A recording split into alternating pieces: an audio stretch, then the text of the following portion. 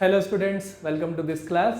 So మన app మీరు download చేసుకోవాలంటే ఇక్కడ మీరు ప్లే స్టోర్లో సురేష్ సర్స్ కాంపిటేటివ్ క్లాసెస్ అని చెప్పి టైప్ చేయొచ్చు, లేదా ఈ వీడియో కామెంట్ సెక్షన్లో ఈ యాప్ యొక్క లింక్ పిన్ చేసి ఉంటుంది, దానిపైన క్లిక్ చేసి మీరు యాప్ డౌన్లోడ్ చేసుకొని మీకు అవసరమైన కోర్సెస్ దాంట్లో డైరెక్ట్గా పర్చేస్ చేయొచ్చు. చాలా తక్కువ ప్రైసెస్కి ఎఫోర్డబుల్గా అందరికీ అందుబాటులో ఉండేలాగా నేను పెట్టడం అనేది జరిగింది. అండ్ మన టెలిగ్రామ్ ఛానల్ లింక్ కూడా మీకు కామెంట్ సెక్షన్ ఉంటుంది, యూ కెన్ క్లిక్ దేర్. అక్కడ మీకు ఉపయోగపడే రిలవెంట్ ఇన్ఫర్మేషన్ పీడిఎఫ్స్ మీకు అక్కడ పోస్ట్ చేయడం అనేది జరుగుతుంది. రైట్. సో ప్రాఫిట్ అండ్ లాస్లో భాగంగా సెకండ్ క్లాస్. సో ఇవాళ ఫస్ట్ క్వశ్చన్ ఏంటనేది చూద్దాము. బేసిక్స్ ఆల్రెడీ ప్రీవియస్ క్లాస్లో నేను కవర్ చేశాను. చూడండి ఒకసారి ఈ క్వశ్చన్ ఏం చెప్తుందో అనేది ఒకసారి మనం గమనిద్దాం. A man cells his goods at 20% profit. Had he purchased them for rupees 600 less and sold them for rupees 400 less, he would have gained 10% more profit. Find the initial cost. First question అర్థం చేసుకోవాలి. ఒక ఆయన వస్తువులు ఎంత కొంటున్నాడమ్మా? 20% ప్రాఫిట్లో అమ్ముతున్నాడు. Purchase కాదు, cells. 20% profit అంటే మనకి తెలిసిన లెక్క ఏంటి? 1/5.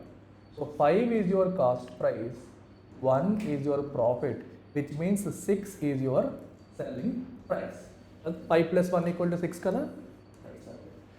Had he purchased them for rupees 600 less, అంటే ఇంకో 600 తక్కువ పెట్టి కొని ఉంటే, 400 రూపాయలు తక్కువకి అమ్మి ఉంటే, 600 తక్కువకి కొని ఉంటే 400కి తక్కువకి అమ్మి ఉంటే ఆయనకి ఇంకొక 10% మోర్ ప్రాఫిట్ వచ్చేది. ప్రజెంట్ ఎంత వచ్చింది? 20%. దానికి 10% మోర్ అంటే 30% ప్రాఫిట్ వచ్చేది అని చెప్పి చెప్తున్నారు. ఒక hypothetical scenario. Find the initial cost. So ఈ సమ్ ఎలా చేస్తాం? చాలా ఈజీగా చేయొచ్చు. మనం సెల్లింగ్ ప్రైస్ని 6 బదులు 6x అనుకోండి, అలాగే కాస్ట్ ప్రైస్ని 5 బదులు 5x అనుకోండి. ఎందుకంటే ఎగ్జాక్ట్గా 5 ఎగ్జాక్ట్గా 6 అని కాదు కదా, అవి 5:6 రేషియోలో ఉన్నాయని మనకు తెలుసు. అయితే ఎగ్జాక్ట్ అమౌంట్ తెలియదు కాబట్టి మనం 5x 6x అనుకుందాము. ఓకేనా? సో వాడు చెప్పింది ఏంటి మనకి? 600 రూపీస్ తక్కువకి కొని ఉంటే అంటే 5x మైనస్ 600 అయ్యి ఉంటే, అలాగే 400 రూపీస్ తక్కువకి అమ్మి ఉంటే, అంటే ఇది 6x మైనస్ 400 అయితే అప్పుడు ఏమవుతుందని చెప్పాడు? He would have gained 10% more profit. అప్పుడు ప్రాఫిట్ ఎంత వచ్చేదమ్మా? 10% మోర్ అంటే 30% వచ్చేది. 30% అంటే అర్థం ఏంటి? 3/10, విచ్ మీన్స్ మన cost price 10 and selling price 10 + 3 13. అర్థమైందా? ఈ ఒక్క ఈక్వేషన్తో మనకి క్వశ్చన్ సాల్వ్ అయిపోయింది. సో దీన్ని మీరు ఒకసారి సాల్వ్ చేస్తే 13/5 ఎంత? 65x minus 13 × 600 7800 is equal to 60x minus 4000. So దాన్ని తీసుకొస్తే 5x ఈజ్ ఈక్వల్ టు 7800లోంచి 4000 తీస్తే 3800. అండ్ యువర్ ఎక్స్ మనకి అడిగింది ఏంటమ్మా? ఇనీషియల్ కాస్ట్ అడిగాడు. ఇనీషియల్ కాస్టే 5x కాబట్టి యువర్ ఆన్సర్ ఈజ్ 3800. అంతే. మనకు కావాల్సిందే 5x. మనం అనుకున్న కాస్ట్ ప్రైస్ 5x కాబట్టి సో 5x డైరెక్ట్గా వచ్చేసింది.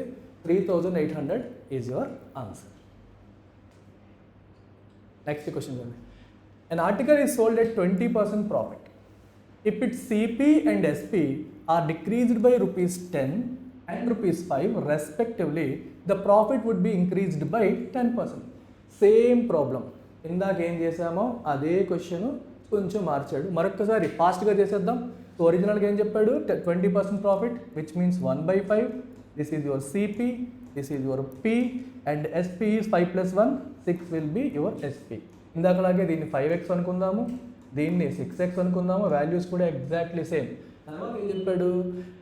మనకి కాస్ట్ ప్రైస్ 10 రూపాయలు తగ్గి సెల్లింగ్ ప్రైస్ 5 రూపాయలు తగ్గితే, సో కాస్ట్ ప్రైస్ 10 రూపాయలు తగ్గడం అంటే 5x minus 10, selling price 6x minus 5 అయితే ప్రాఫిట్ ఏమవుతుందన్నాడు? సేమ్ 10% పెరుగుతుందని చెప్పాడు. అంటే మనకి 10% పెరిగినట్టు 30%. 30% అంటే 3/10. So 10 is your cost price and selling price will be 10 + 3 13. Same question, same model, absolutely same. So 65x minus 130 is equal to 60x minus 50. Values మాత్రమే మారాయి. So 5x equal to 130 అటుపోతుంది. 130 minus 50 will be 20.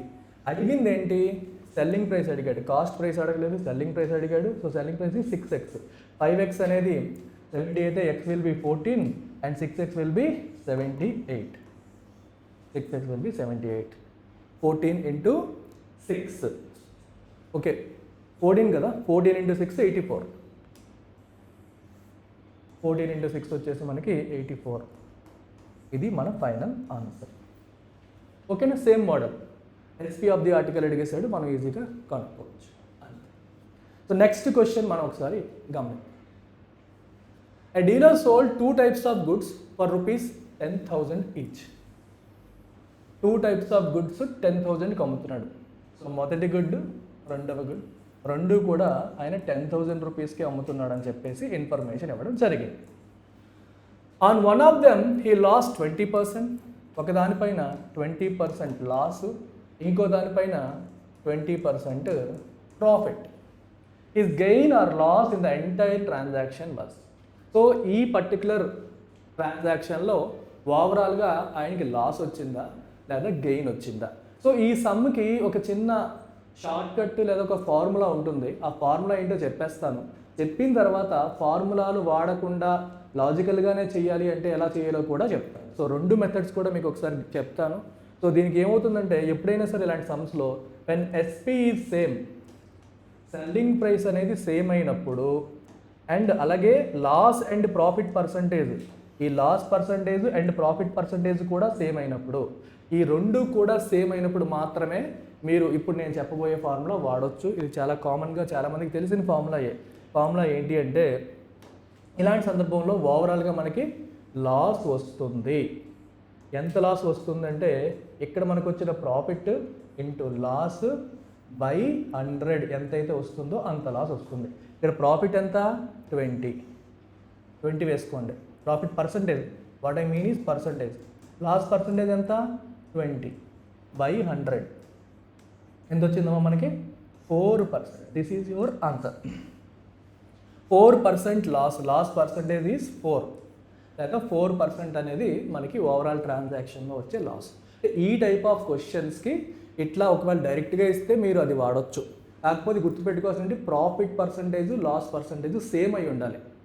SP same అయి ఉండాలి, selling price same అయి ఉండి profit percentage ఇలా loss percentage కూడా same అయి ఉంటే ఓవరాల్ ట్రాన్సాక్షన్లో ఎప్పుడు లాసే వస్తుంది. దాని వాల్యూ కూడా ఈ 4% ఈ పర్టికులర్ దాంట్లో. ఈ 20% ఇంటూ 20% బై 100, 20 ఇంటూ 20 బై 100 వేసుకొని సరిపోతుంది.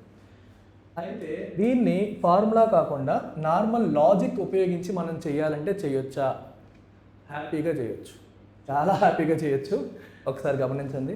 ఇది ఫస్ట్ గుడ్ అనుకోండి, ఇది సెకండ్ గుడ్ అనుకోండి. సో ఫస్ట్ గుడ్ పైన ఏం చెప్పాడు వాడు? 20% లాస్ అని చెప్పారు. 20% లాస్, దీన్ని ఎలా రిప్రజెంట్ చేస్తాం మనం? 20% అంటే 1/5. 5 is your cost price, 1 is your loss. మరి సెల్లింగ్ ప్రైస్ ఎంత అవుతుంది? 5 - 1 which is 4. 4 is your selling price. అంతేనా? సరిపోయిందా? చూడండి. అలాగే సెకండ్ దాంట్లో మనకి ఏం చెప్పారు? 20% ప్రాఫిట్ అన్నారు. 20% అనగానే మనం 1/5 అనుకుంటాము. 5 is your cost price, 1 is your profit. So selling price ఎంత అవుతుంది? 5 + 1, ఇక్కడ minus, it will be 6. 6 is your selling price. కానీ క్వశ్చన్లో ఏం చెప్పారంటే 2 టైప్స్ ఆఫ్ గుడ్స్ని కూడా 10,000కి అమ్మారు. అంటే సెల్లింగ్ ప్రైస్ అక్కడ ఈక్వల్ అవుతుంది. సెల్లింగ్ ప్రైస్ ఏమవుతుంది? ఈక్వల్ అవుతుంది. మనం కూడా ఈ రెండు సినారియోస్లో, సినారియో 1 అండ్ సినారియో 2లో సెల్లింగ్ ప్రైస్ని ఈక్వల్ చేద్దాం. సెల్లింగ్ ప్రైస్ ఏదైతే ఉందో ఇక్కడేమో 4 ఉంది, ఇక్కడేమో 6 ఉంది. దీన్ని మనం ఈక్వల్ చేయాలి. సో దీన్ని ఈక్వల్ చేయాలంటే 4కి 6కి ఎల్సిఎం ఎంత? 12. సో 12 వచ్చేలాగా మార్చేసేయండి. So you multiply this by 3 and you can also multiply this by 3. ఇక్కడేమవుతుంది? Into 2 into 2. ఏం చేశాను నేను? ఈ రెండు సినారియోల్లోనూ సెల్లింగ్ ప్రైస్ ఈక్వల్ చేశాను. ఇప్పుడు ఒకసారి మనం చూసుకుంటే ఇక్కడ సిపి మరియు ఎస్పి టేబుల్ లాగా వేసుకుంటే ఇది ఫస్ట్ సినారియో, ఇది సెకండ్ సినారియో. ఒకే టేబుల్లో మొత్తం రాస్తున్నాను చూడండి. సెల్లింగ్ ప్రైస్ ఇప్పుడు ఏమైంది? ఇక్కడ 12 అయింది. రెండో సినారియోలో కూడా 12 అయింది. మరి కాస్ట్ ప్రైస్ ఎంత? ఇక్కడ 3 × 5 15 అయింది. రెండో సినారియోలో 2 × 5 10 అయింది. సో ఓవరాల్గా మీరు తీసుకుంటే ఓవరాల్ కాస్ట్ ప్రైస్ 1 + 2, మొత్తం 2 గుడ్స్కి కలిపి ఓవరాల్ ట్రాన్సాక్షన్లో కాస్ట్ ఎంత, లాస్ ఆఫ్ ప్రాఫిట్ అని అడిగారు కదా. ఓవరాల్ ట్రాన్సాక్షన్లో 15 + 10 ఏమైందమ్మా? 25. ఓవరాల్ కాస్ట్ ప్రైస్ 25 అయితే ఓవరాల్ సెల్లింగ్ ప్రైస్ ఎంత అయింది? 24 అయ్యింది. So overall selling price 24. So మరి ప్రాఫిట్ వస్తుందా లాస్ వస్తుందా?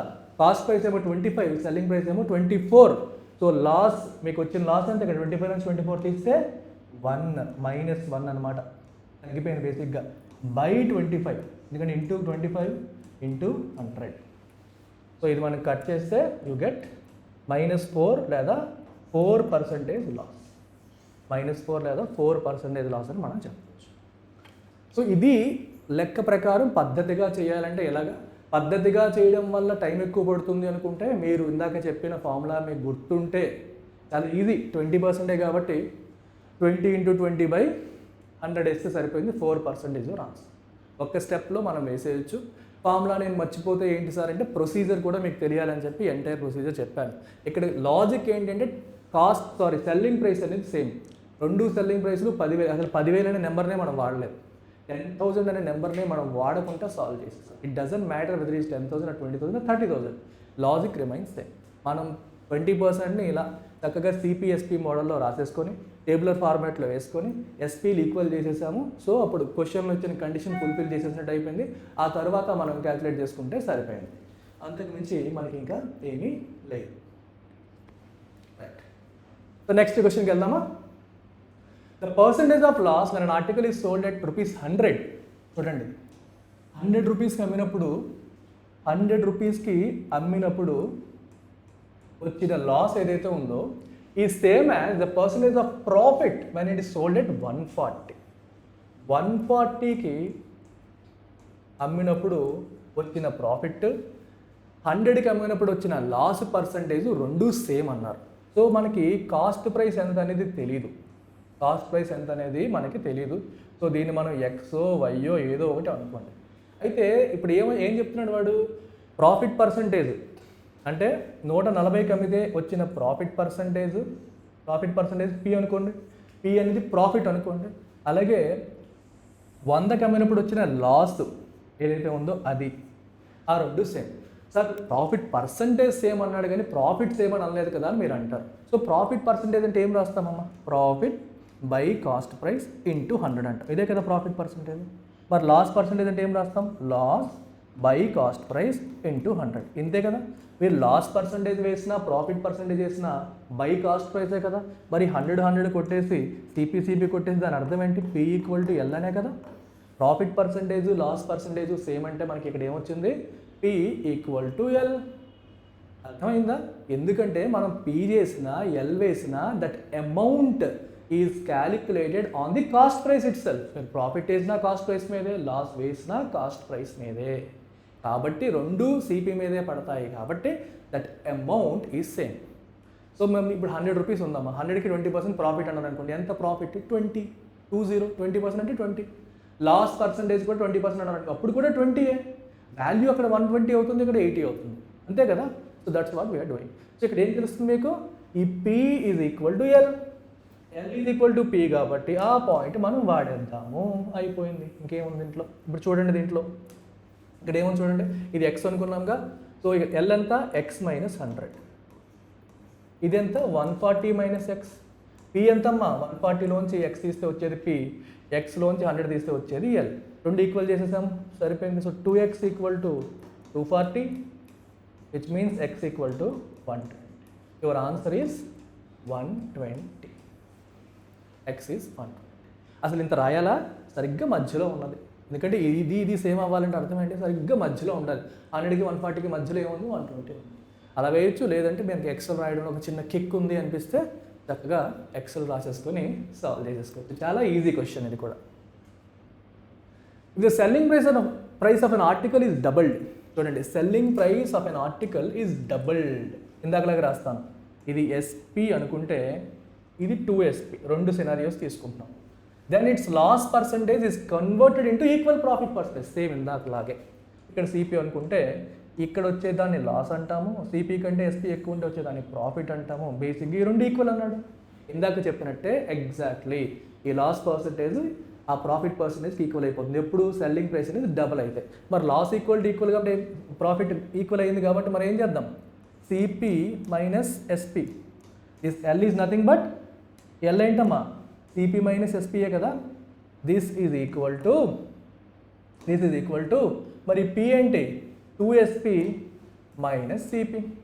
సో పి ప్లస్ ఏం రాస్తాం మనం 2sp minus CP, which means ఆ సిపి తీసుకొస్తే it will be 2cp equal to 3sp, లేదా దాన్నే మనం నెక్స్ట్ ఈక్వేషన్లోకి ఇలా రాసుకుంటే sp by CP equal to 3/sp by CP is equal to 2/3.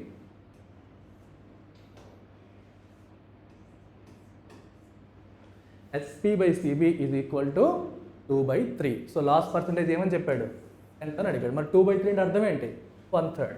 CPM 3 SPM 2 అంటే లాస్ ఎంత 1/3 ఆర్ 33.33%, లేదా 33 1/3%.